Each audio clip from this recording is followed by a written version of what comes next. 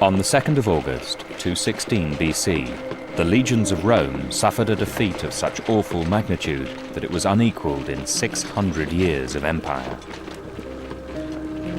In one day, on the plain of Cannae, Rome lost twice as many men as the British army were to lose on the first day of the Somme. And these Romans, 50,000 of them, had been butchered on a battlefield that stretched less than 2 miles across. This wasn't death by high explosive. Here, death came with a snarling face, with the slash of a sword and the stab of a spear. What befell the Roman army at Cannae was the darkest episode in a string of disasters engulfing the Republic. Time and again, the Roman legions, later to be held up as paragons of military efficiency, were being annihilated.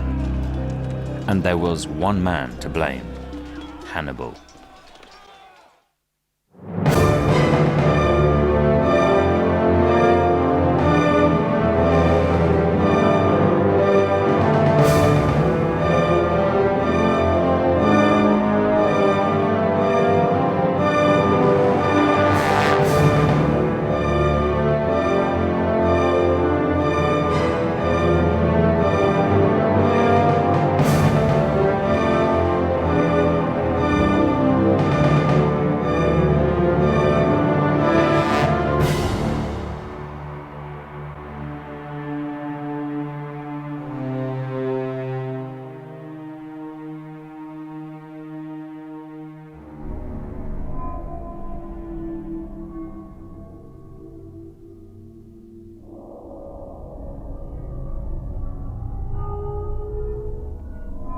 At the beginning of the 3rd century BC, the Western Mediterranean was dominated by one power, Carthage. She controlled an empire that stretched along the coast of North Africa from Egypt to the Atlantic and across the islands of the Western Mediterranean. But a new force was emerging in the ancient Mediterranean. In 200 years of expansion and conquest, the Republic of Rome had established her control of the entire Italian peninsula and become more than just a local power. And as such, she put herself on a collision course with Carthage. The intensity of economic and imperial rivalry between the two cities would lead to war in 264 BC. The Romans still referred to Carthaginians as Poini, the Latin name for Phoenicians. Hence, Rome's wars against Carthage are called the Punic Wars. The first of these wars raged for over 20 years. It was long and costly for both cities, with the outcome in doubt for many years. So, in the wake of her final triumph, Rome was determined to break Carthaginian power. She stripped her of Sicily and Corsica and demanded massive reparations. In 237 BC, Rome helped herself to Sardinia as well. Carthage could only look on in impotent rage and resentment. Carthage, within living memory the supreme power of the Western Mediterranean, had been humbled, degraded, and insulted. Rome was beginning to distinguish herself with an arrogant and aggressive foreign policy that would underpin centuries of conquest.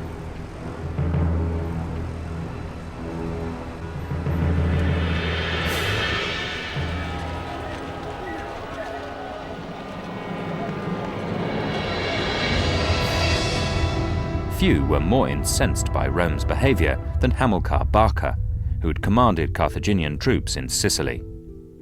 In 237 BC, Hamilcar was sent to Spain to pursue Carthaginian interests there. He took with him his 9-year-old son, Hannibal. What drove Hamilcar Barca and the Carthaginians into Spain was the closing off of other areas of effectively imperial expansion, that they have lost control of Sicily in 241. They've lost Sardinia. Where else are they going to move? Well, Spain is an obvious direction. Spain was within the Phoenician network of trade.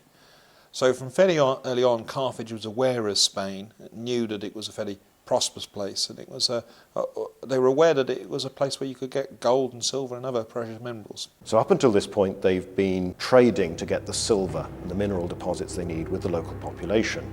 But Hamilcar comes in and takes control. He actually takes over those areas, conquers them, and then the Carthaginians directly exploit the resources of Spain. They also build up their power. They start to increase the network of allies and subject peoples they've got in Spain. So that gives them substantial military resources. They also can help to build up their resources of grain, food supplies, all the things that you'll need if you are going to fight a war. So what Hamilcar does is build up Carthage's military power in a very big way in Spain.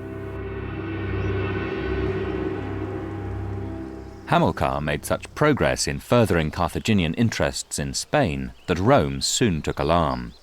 When Hamilcar was killed in action in 228 BC, he was succeeded by his son-in-law Hasdrubal.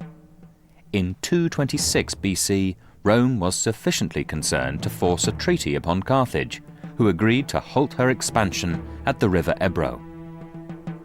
Hasdrubal himself was killed in 221 BC, murdered in a brawl. The Carthaginian army elected the eldest son of Hamilcar, still only in his 20s, to lead them.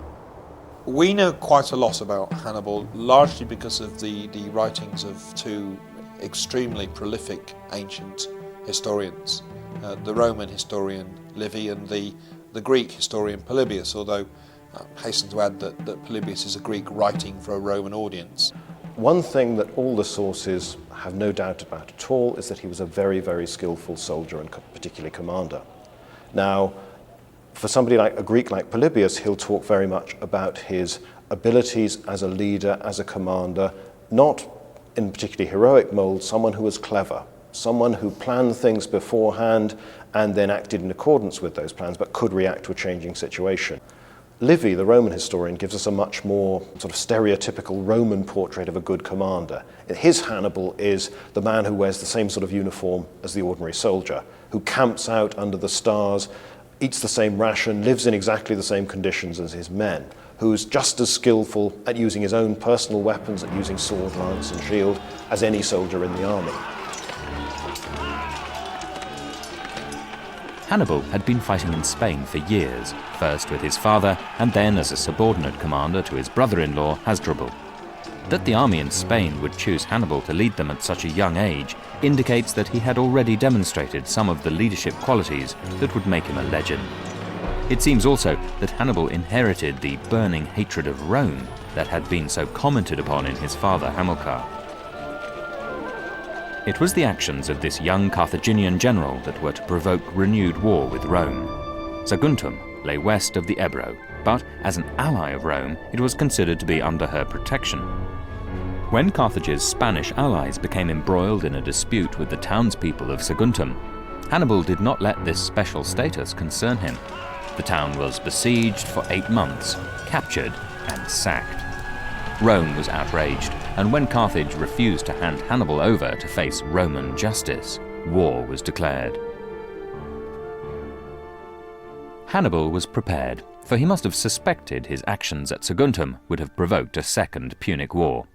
The sacking of Saguntum has even been seen as the first move of his campaign, clearing the road to Italy of enemy strongpoints. In the summer of 218 BC, Hannibal left New Carthage with a huge army. He had adopted a strategy, as he was often to do on the battlefield, that was so bold as to appear reckless. But in reality, preparation and calculation had reduced all but the most unavoidable risks. He would lead his army over the Alps and straight into the enemy's heartland. Hannibal realizes that if you just plan a defensive war against Rome, that the Romans will win in the end, because you can't outlast them. They won't give in, and ultimately they've got greater resources than you have, and they're willing to expend those resources. Hannibal's plan was to defeat Rome in Italy and use those battles, use battlefield success, to detach Rome's allies from Rome, and thereby reducing it to a third-rate power. There's little doubt that the best way of invading Italy would have been the direct naval route using Carthaginian naval power. However, the First Punic War had seen Rome challenge and break Carthaginian naval power, with the result that the land route was the safer route. There are two other reasons why the land route made some sense. One is that the whole campaign was very much a personal Barca family crusade, and Barca family military power was based in Spain, not in mainstream Carthage. Finally, by invading Italy from the north, Hannibal had the prospect of linking with very recently conquered Celtic tribes of the north, who were natural warriors, very ferocious individuals, who could make common cause with Hannibal and swell his army. Hannibal invaded Italy that way because he needed to, not because it was the best way of doing it. Following the coast, Hannibal led his army across the Ebro. Crossing the Pyrenees, he reached the Rhone in September, where there was a brief clash with Roman troops en route to Spain. But Hannibal pushed on. Then, in 2 weeks of back-breaking toil, Hannibal's army crossed the Alps into Cisalpine Gaul, arriving in November 218 BC. Hannibal had set out with 90,000 infantry, 12,000 cavalry, and 37 war elephants. A fraction of this force was now left. Months of hard travel, skirmishes with local tribes, disease, desertion, and the freezing temperatures of the Alpine passes had resulted in a staggering level of attrition. With 26,000 men at his command, less than a quarter of the men he led from New Carthage had made it across the Alps. But Hannibal had arrived in fertile ground, not just in terms of fodder for the army's beasts and for his men, but for recruiting a new army. The inhabitants of Cisalpine Gaul were in large part Celtic. They are Gallic warriors. They've been humiliated by the Romans. They've had some of their best property taken off them by new Roman settlements. They are there pacified for the moment, but undoubtedly waiting for any opportunity which might come along to rise against their Roman masters and throw them back beyond the Po Valley and assert the independence of these Celtic tribes once more. What Hannibal needed to do now was to fight Romans. A display of his military might was the one thing more than any other that would earn the respect and loyalty of the local Gallic tribes. With Gallic reinforcements, Hannibal could then advance into Italy. The Gauls are people Hannibal can recruit if he behaves in the right way. And this again is part of his genius as a leader. He can appeal to these warriors who want glory, who want conspicuous action, who want to fight in a slightly different way to conventional civilized states, who are thinking more of the look of things. How can I make a name for myself? How can I show that I am better than the enemy, rather perhaps than the more pragmatic sense of just beating them? There's a lot more display, a lot more show. And Hannibal has to, and very successfully does, appeal to these people and gives them the sort of things they want, and they fight for him very effectively. The Romans, meanwhile, had been frantically reacting to the news of Hannibal's bold march. To add to their problems, the outbreak of war had coincided with local revolts against their new colonies at Placentia and Cremona. Rome had 2 legions in the Po Valley fighting these insurgents, 2 more en route to Spain, and 2 in Sicily under the consul Sempronius. These last 2 legions were rapidly recalled to face the new threat in the north. The 2 legions that immediately faced Hannibal were commanded by the other of Rome's 2 consuls, Publius Cornelius Scipio. The consul was the supreme Roman magistrate for a year. Traditionally, if Rome faced a threat during the year a consul was in office, one of the 2 consuls would take command of the army. If the threat was a major threat, both consuls would take the field. Now, to get to be consul in the first place, you should have had at least some military experience, but you have no formal training whatsoever. These people are amateurs who've been elected to the post for all sorts of reasons, a lot of it to do with their family name. Now, before you can go into politics at all, you're supposed to spend 10 years with the army, or at least 10 campaigns, if the campaigns were shorter than a year.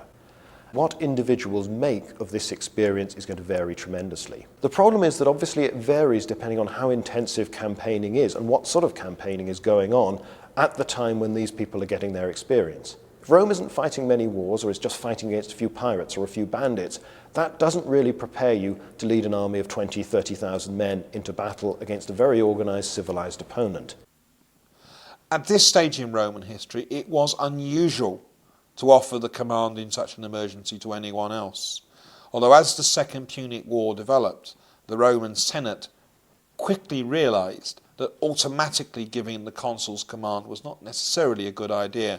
And a group of special commanders sprung up, and one of whom was Scipio, who were entrusted with unusual and quasi-unconstitutional commands. Scipio led his army forward to confront the Carthaginians, but in a large and bloody cavalry skirmish at the Chicinus, the Romans were routed, and the consul himself was badly wounded. Scipio took his army back to Placentia, where he awaited Sempronius and the 2 legions from Sicily. When the 2 consuls joined forces in mid-December, Sempronius quickly allowed Hannibal to provoke him into a full-scale battle. For the Romans, it was a disaster. The army was launched across the waist-deep freezing waters of the Trebia. On the far bank, 2 legions succeeded in punching their way through the centre of the Carthaginian army. These were the only formations to escape. On the flanks, the Roman cavalry was outnumbered and outclassed and completely unable to resist the Carthaginian onslaught. The rest of the army was outflanked, ambushed in the rear, and cut to pieces. Of an army of 40,000 men, about 3/4 were caught in the trap and butchered. Roman defeats at Ticinus and Trebia turned the strategic situation on its head. Hannibal had convinced the tribes of Cisalpine Gaul that he had the determination and the ability to defeat Rome. Already harbouring a deep resentment at Roman encroachments into their homeland, the Gauls now flocked to his banner. In Rome itself, the Senate was shocked, but quickly set itself to the task of preparing for invasion. New legions were raised. 2 went to Sicily and 1 to Sardinia to prevent Carthaginian landings.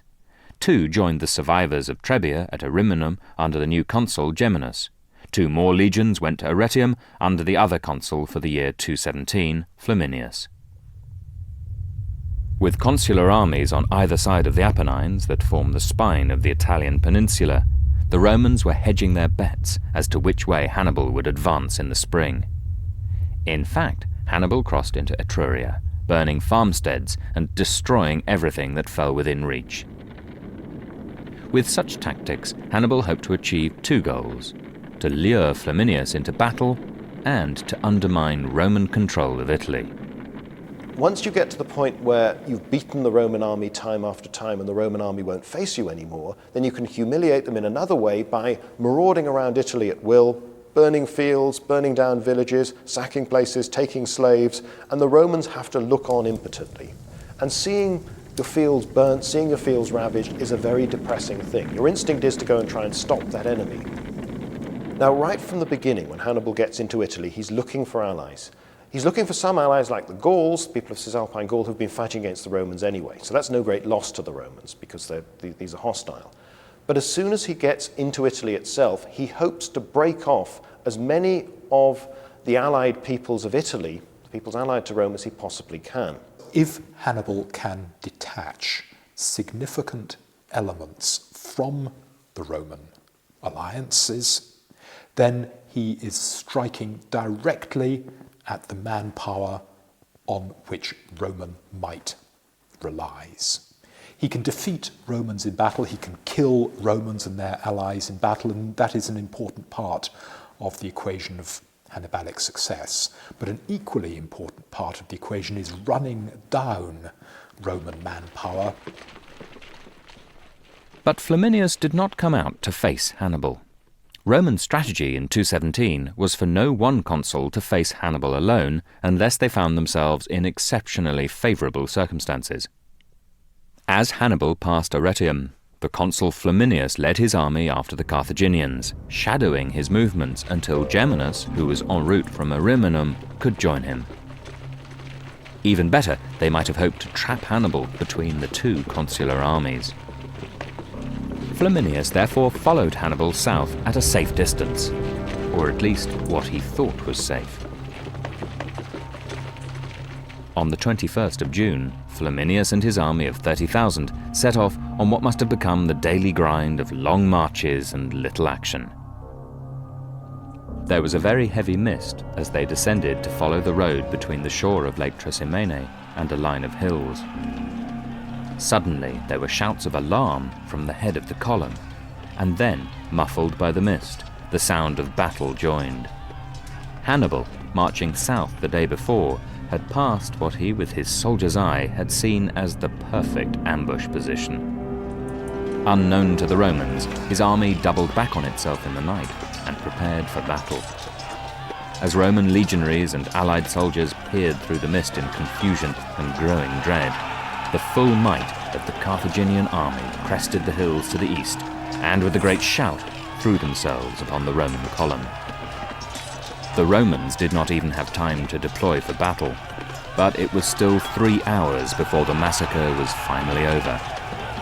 15,000 Romans had been slaughtered, 10,000 more made prisoner. Many had drowned trying to swim to safety. Flaminius, conspicuous in the decorated armor of a consul of Rome, lay amongst the dead. Only the Extraordinarii, an elite brigade of 6,000 allied troops who formed the vanguard, had been able to fight their way clear. The following day they too surrendered to Carthaginian cavalry. Hannibal had lost just 1,500 men. Days later, the praetor Marcus Pomponius announced to Rome from the steps of the Senate, "We have been defeated in a great battle." He would give no more details, but soon the scale of the massacre became known as tiny bands of survivors came in from the countryside. The city was rocked by grief and despair. A few days later, 4,000 cavalry from the army of Geminus, seeking to make contact with Flaminius's army, blundered into Hannibal. There were just enough survivors to bring the news to Rome. In such cases of dire emergency, the Roman Republic allowed for extraordinary measures. For the first time in living memory, the people of Rome appointed a dictator to rule them for 6 months with total power. His name was Quintus Fabius Maximus, and he would do as much to save Rome as any other man in her history. Just for those 6 months, he has supreme authority. He has greater power than any other magistrate. And he doesn't have a colleague, he doesn't have someone with equal power to him like the consuls. He has a subordinate, his master of horse. And this man has to do what he's told. So this is a very, very extreme step. It's something the Romans don't like to do because it militates against their whole political system, their whole constitution. But it is something that the constitution allows just to give you that flexibility. When there's a real crisis, a real problem, you appoint a military dictator. Fabius was a typical great Roman aristocrat. He was quite an old man when the Second Punic War started, but he'd had a successful military career. He was a rich and powerful man. And after the military defeats of Trebia and Lake Trasimene, Rome turned to him as somebody who they thought had the strategic key to at least coping with the situation.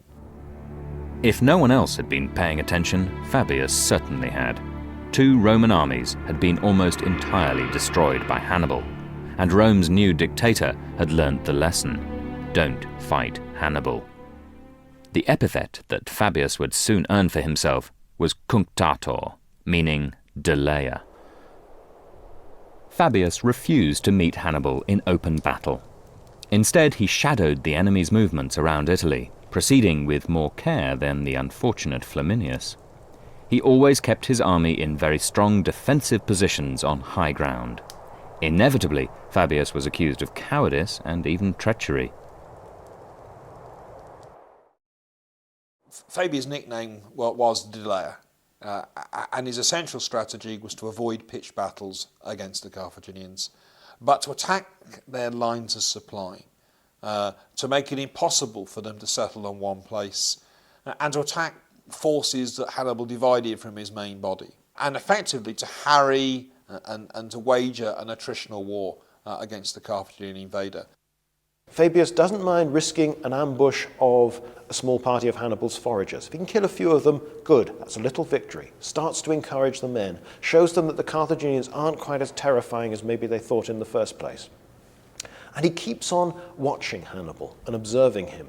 And this begins to get very, very frustrating for the enemy because the campaign's not going anywhere. Hannibal can move freely, but he isn't winning major victories, major achievements, not the sort of thing that's going to frighten the Romans. So he pushes down into Campania, very fertile area on the west coast.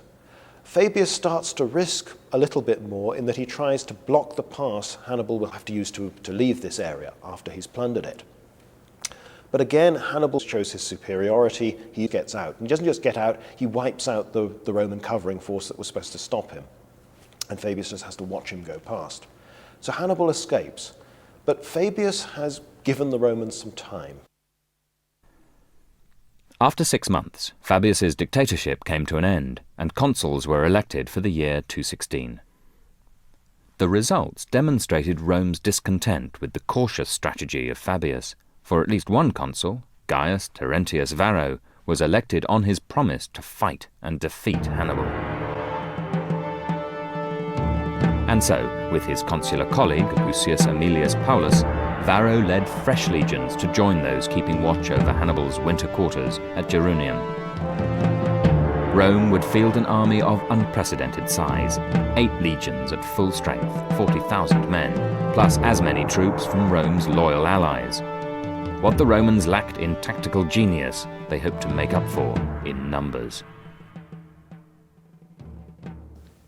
Absolutely central to understanding Roman military power is the way in which they were able to raise citizens as soldiers. And if there's one thing that the Punic Wars make clear, both the First and the Second Punic War, is Rome's ability to keep generating military power. Any Roman citizen who possesses enough property to equip himself with the weaponry and the armour required for various roles in the army is obliged to serve for up to 16 campaigns, whenever the state calls upon him. Now, the Romans have a very large citizen body because they're quite free in giving out Roman citizenship. They've given it to colonies that they've set out in Italy. They've given it to allied peoples, or they've given them Latin status. So the Romans have a huge body, a huge number of people who are qualified for military service because they've got sufficient property. So it does mean that when they have the casualties, the Romans can get another army far more quickly and far more readily than anyone else. And this does mean that they can absorb losses that would have crippled absolutely any other state. Hannibal, meanwhile, moved his army to Cannae, an important Roman supply depot in the south, and waited for the Roman army. It's impossible that he did not know of the disputes in Rome over Fabius's strategy, and that Rome was now pursuing a more aggressive plan. At last, he was going to get the battle he had sought for so long. The Roman army approached Cannae from the north, travelling along the coast road. There was heavy reconnaissance by the cavalry along the route of advance. One lesson at least had been learnt from the disaster at Lake Trasimene. The Romans initially pitched camp 5 miles from Hannibal's position at Cannae. Over 2 days, amidst heavy skirmishing and with legions drawn up to cover the construction work, the Roman camp was advanced closer to the enemy. On the 31st of July, the Romans were in position in 2 camps. A large camp on the north of the river Aufidius, which was easily fordable in at least 2 places, and a smaller one on the south bank to threaten Carthaginian foraging parties.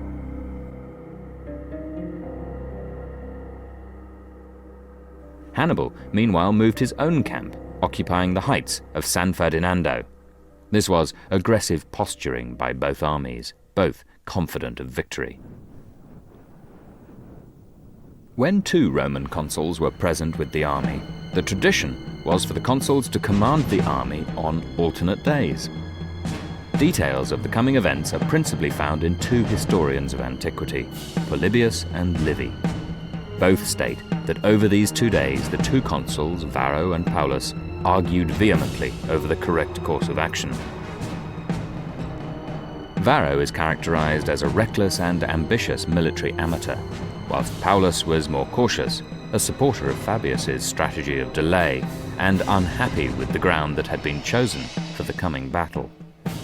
It's important to remember that our main sources for the Battle of Cannae, Polybius and Livy, are both hostile to Varro. He was elected as consul in tandem with his colleague, There's no doubt the Roman state had decided to seek battle with Carthage, and that the question wasn't whether they were going to fight a battle, but when and where. Paulus is the grandfather of Scipio Aemilianus, the fellow who will eventually destroy Carthage in the Third Punic War. Now, Scipio Aemilianus is the patron of the Greek historian Polybius, who gives us by far our best account of the Second Punic War, and is the one writing closest to the times. Now, very obviously, he treats all of Scipio's family with a very, very flattering light. So you need somebody to blame for the disaster. You're not going to blame the ancestor of a friend of yours. You can blame somebody like Gaius Terentius Varro, who, whilst his family becomes established and remains in the Senate, they never really do anything terribly distinguished. So Varro gets all sorts of rather libelous and scandalous stuff told about him. And as time goes on, he becomes even more of a scapegoat for the disaster. Paulus is the hero, the tragic hero of events. Varro is the idiot who caused all this. On the 2nd of August, a day of Varro's command, the consul led the Roman army out to offer battle. The ground he chose was suited to the composition of his army.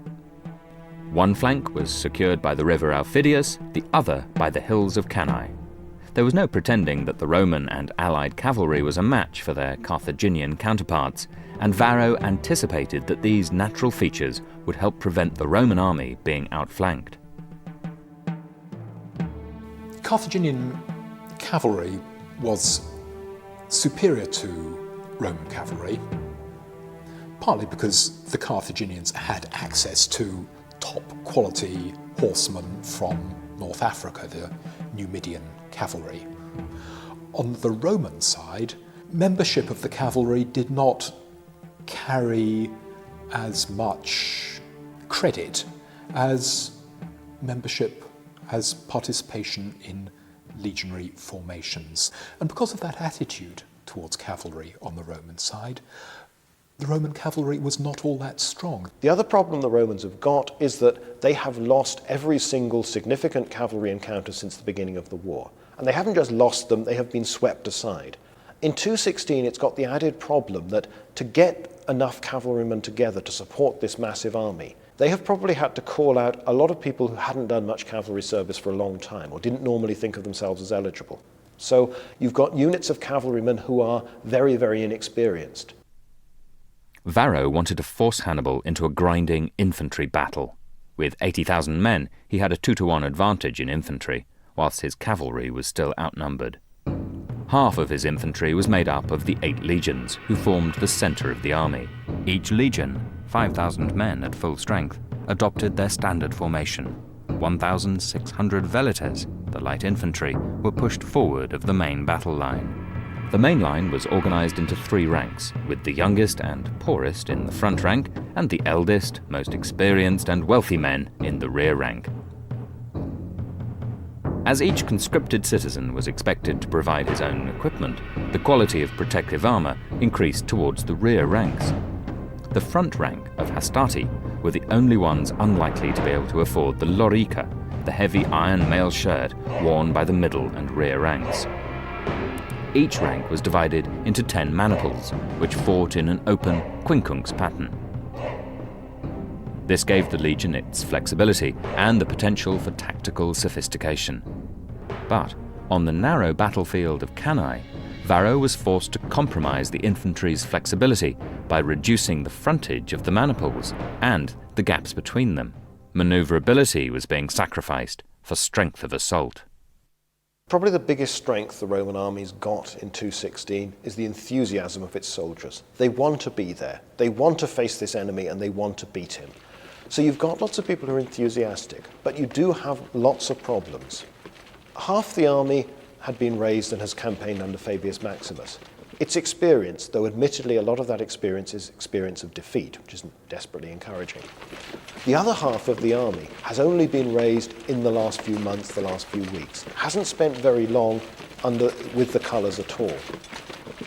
Because it's so big, you've called in a lot of people who are probably a bit older than you'd usually take and a bit younger than you'd usually take, and all the others who weren't the first to answer the state summons whenever they were required. You've lost many of your experienced soldiers in the disasters of the last few years. So you've got an army that's hastily put together. It's not just the ordinary soldiers that are like that. This is true of all the officers. Absolutely no one has any experience of maneuvering 8 legions in battle. It's never been done by the Roman army before. And really, it's essentially the Roman attitude that if you have a problem, you hit it with a hammer. And if that doesn't work, you get a bigger hammer.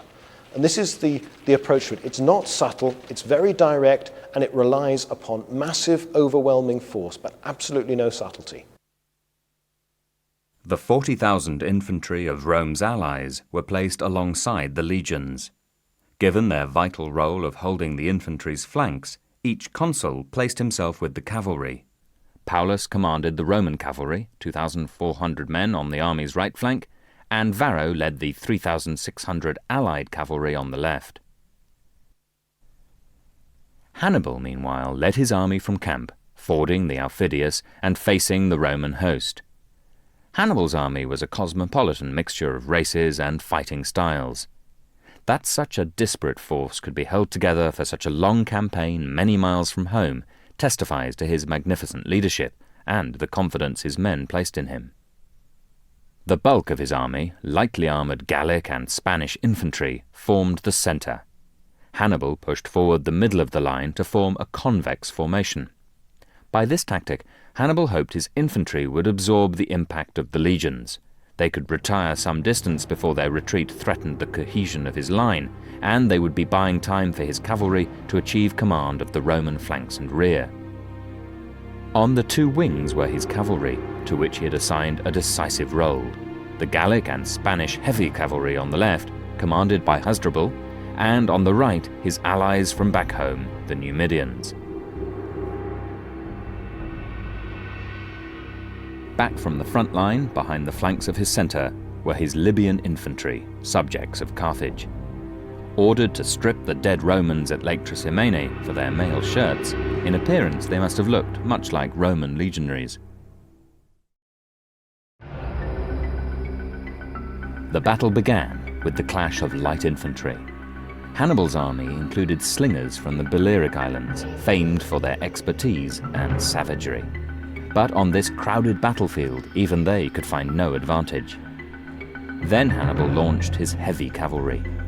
In the confined space of the battlefield, they had no room to outflank their enemy, and so charged straight into the Roman ranks. Hasdrubal urged on his men, hacking at the Romans and trying to force their way through. As the cavalry battle raged on the army's flank, the Roman infantry began their advance. 80,000 men in dense ranks lumbered forward, a human juggernaut setting itself to smash clean through the enemy lines. The hot winds of the coastal plain blew dust into the eyes of the Romans as they advanced. At perhaps 20 yards from their enemy, the legions paused for the front ranks to launch their javelins into the enemy mass. Then they drew swords and edged forwards into the maelstrom of close-quarter fighting.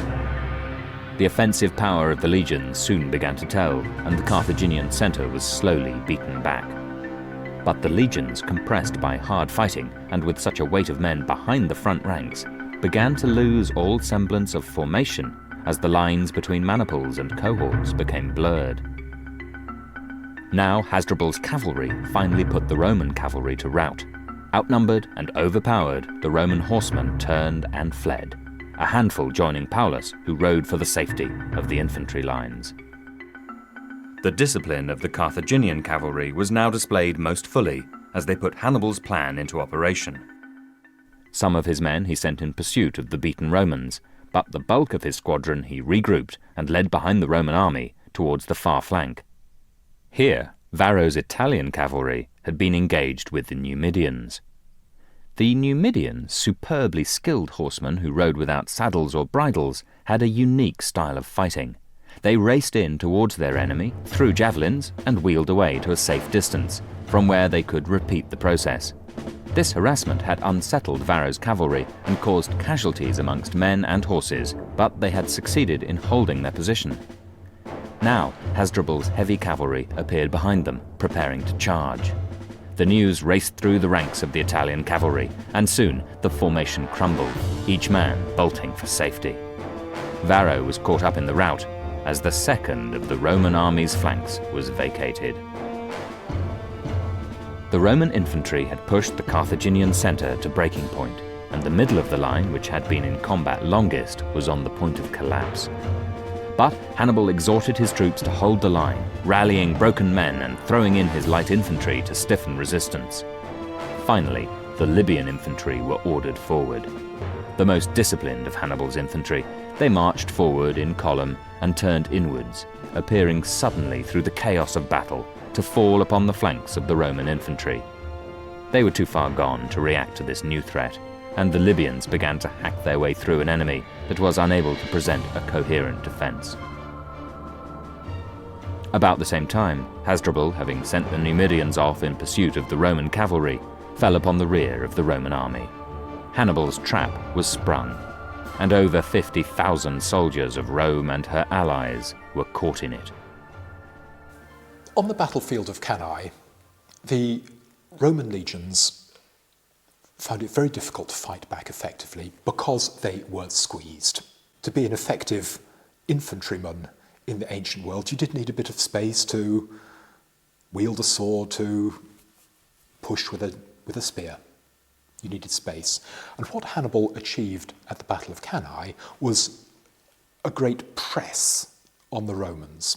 They are squeezed in on themselves, and they no longer have the space in which to defend themselves as effectively as they could. They don't have the space to organise the sort of counter-charge, the counter-push that could have driven one part of Hannibal's line back, away from them. Their sheer numbers are beginning to tell against them. They're getting in each other's way, effectively. All semblance of organisation amongst the Roman infantry had been lost, and under attack from all sides their fate was sealed. In hours of butchery, tens of thousands of Roman soldiers were cut down. Small clusters of soldiers must have offered a hard fight, but the army degenerated into a terrified crowd as news of their encirclement spread.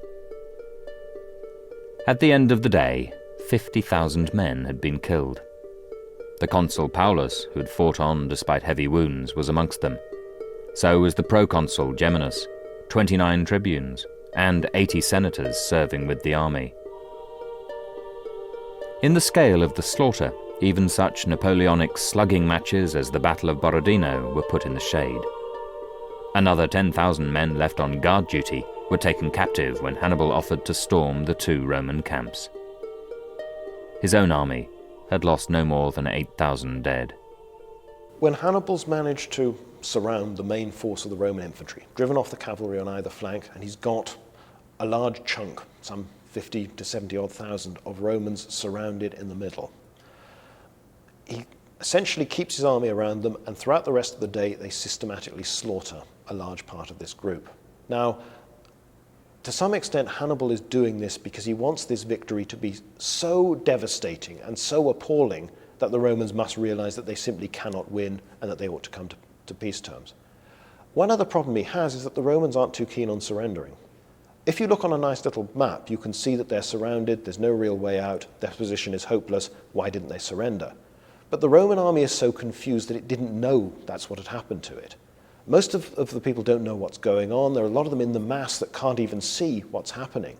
And it was a very nasty grinding match as he gradually wore these Romans down. Hannibal doesn't seem to be pursuing the destruction of Rome. He's pursuing the reduction of Rome. And that doesn't fit easily with the somewhat ruthless way which he treated Roman soldiers. But one of the ways in which you might persuade a state to deal and accept some sort of bargain is by killing its soldiers. The consequences of the massacre at Cannae were perhaps not all that they should have been. Hannibal famously declined the opportunity of marching on Rome with his army. In response, one of his commanders told the great general, "You know how to win a victory, Hannibal, but you do not know how to use one." It's tempting to say, why didn't he march on Rome? But that criticism is to ignore the fundamental strategy that Hannibal's pursuing. To march on Rome and not succeed would be to undo all the good, all the kudos he gained from the stunning victory at Cannae. he wanted to persuade potential defectors, such as the Greeks in the south, the Samnites and others, against defecting, marching on Rome and failing would have been the way to do it. Also, there are logistic problems in terms of marching on Rome. He's a long way from Rome in Apulia. He's got to cross a mountain range. And besieging an ancient city is not an easy thing to do. Rome would have laid its hands very quickly on extra troops. It wouldn't have been defenceless. It would have been a very big task. And tying up his entire army in a siege which wasn't going anywhere, that could very easily have spelt the death knell of his campaign in Italy. But he did lose the war eventually, so maybe this was a risk he should have taken.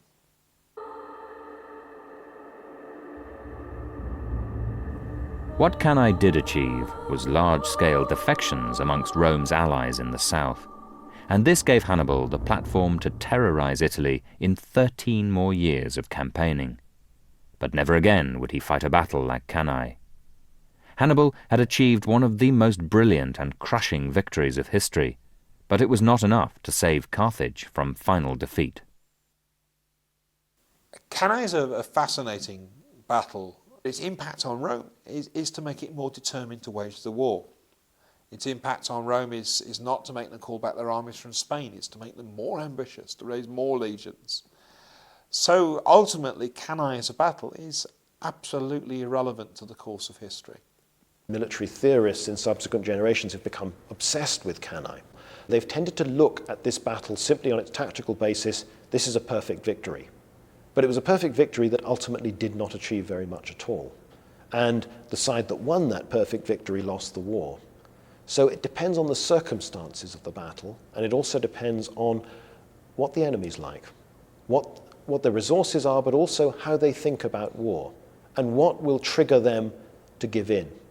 And with the Roman Republic, no enemy ever finds out through practical experience what will trigger a Roman defeat, because they win all the wars they fight.